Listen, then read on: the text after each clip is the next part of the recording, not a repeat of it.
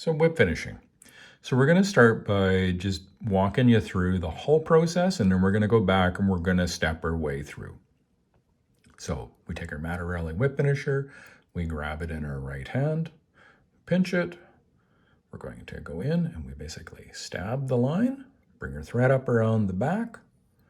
We come up with our thread, create the number 4, bring our pivot point down to where we want on the hook. Rotate till we're done.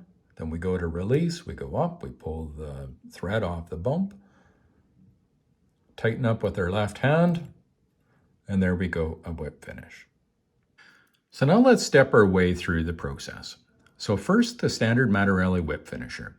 The head on this rotates. In order to grab it, we're going to position it so it looks like this. We're then going to pinch between our thumb and forefinger right here. Now this stops the head from rotating. The important part here is to make sure that this bump is left exposed. We'll then go to our thread and we want to give ourselves at least 4 inches. Now, throughout this whole process, your left hand is what controls the tension and a lot of the positioning of where the whip finish is going to occur. Your right hand is more, it works in conjunction with your left hand for the location, but also is what turns the tool.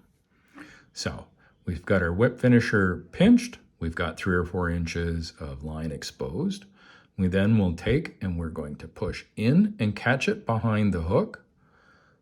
We then will take our thread. We go in behind, catch the bump. We'll bring our bobbin up, and you want to place the bobbin above and behind the hook a little bit. We then will slide our thumb and forefinger down onto the shaft. This allows the whip finisher to rotate.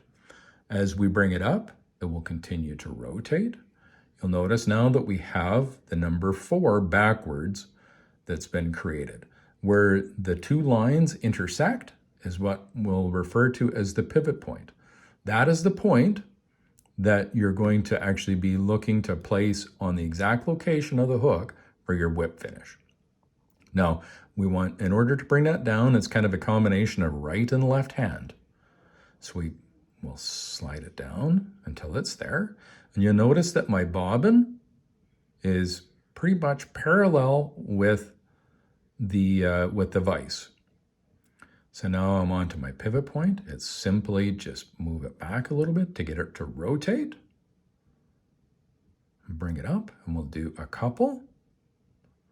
Now, remember that our left hand controls the tension. I'm going to tilt up the whip finisher. So I'm going to need to be able to give a little bit of thread with my left hand when I do this. So I go up, and as soon as I tip it up, the thread slips off the bump.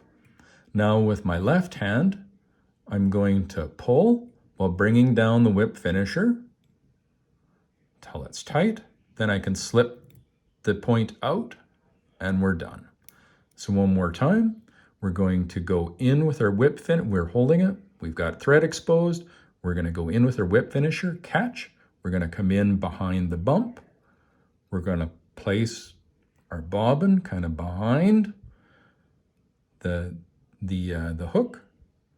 Slide my fingers down, allow the whip finisher to rotate, bring my pivot point to the appropriate location on the hook.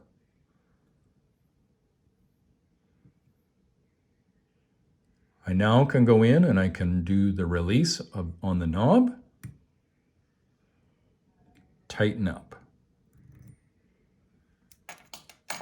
And now your whip finish is done, you can cut your thread.